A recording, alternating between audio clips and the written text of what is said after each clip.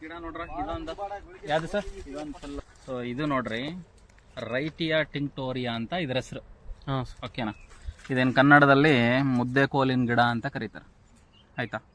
ಮುದ್ದೆ ಕೋಲಿನ ಗಿಡ ಅಂದ್ರೆ ಏನಕ್ಕೆ ಕರೀತಾರೆ ಅಂದ್ರೆ ಈ ಕೊಂಬೆಯಿಂದಾನೆ ಇದ್ರದ್ದು ಸ್ಟೆಮ್ ಬರುತ್ತಲ್ಲ ಅಲ್ಲ, ಇದು ನೋಡ್ರಿ ಸ್ಟೆಮ್.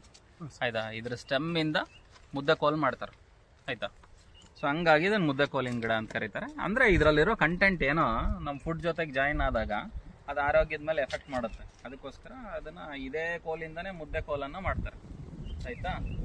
ನೆಕ್ಸ್ಟ್ ಇದ್ರದ್ದು ಯೂಸಸ್ ಏನಪ್ಪಾ ಅಂತಂದ್ರೆ, ಈ ತರದೊಂದು ಟೆಂಡರ್ ಇರುತ್ತಲ್ಲ ನೋಡಿ, ಈ ಟೆಂಡರ್ ಇರುತ್ತಲ್ಲ ಚಿಗುರು, ಈ ಹಲ್ಲವಾದಾಗ ಇದ್ರ ಚಿಗುರು ಕಿತ್ಕೊಂಡು ನೋಡ್ರಿ ಈ ತರ ಹಾಲು ಬರುತ್ತೆ.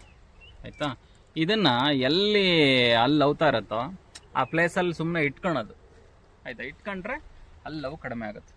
ಸೊ ಆ ಪರ್ಪಸ್ಸಿಗೆ ಏನು ಮಾಡ್ತಾರೆ, ಇದನ್ನು ಬಳಸ್ತಾರೆ. ಆಯಿತಾ. ಇದರದ್ದು ಐಡೆಂಟಿಫಿಕೇಶನ್ ಬಂದು ಎ ಪೇರ್ ಆಫ್ ಫಾಲಿಕಲ್ಸ್. ಇದು ರೈಟಿಯಾ ಟಿಂಕ್ಟೋರಿಯಾ ಅಪೋಸೈನೇಸಿ ಮೆಂಬರು.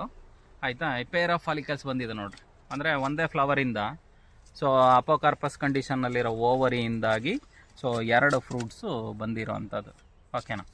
ಅರ್ಥ ಆಯ್ತಾ. ಇದು ಇವೆರಡು ಒಂದೇ ಅನ್ನೋದಕ್ಕೆ ಸಾಕ್ಷಿ ಏನು ಅಂತಂದರೆ, ಇದು ಫ್ರೂಟ್ ಆಗಿ ಸಪ್ರೇಟಾಗಿ ಬೆಳೆದಿದ್ರು ಇದು ಜಾಯ್ನಿಂಗ್ ಆಗಿದೆ ನೋಡ್ರಿ. ಸೊ ಹಂಗೆ ಇದು ಸ್ಪ್ಲಿಟ್ ಆಗಿ 2 ಆಗಿ ಕಾಣಿಸುತ್ತೆ.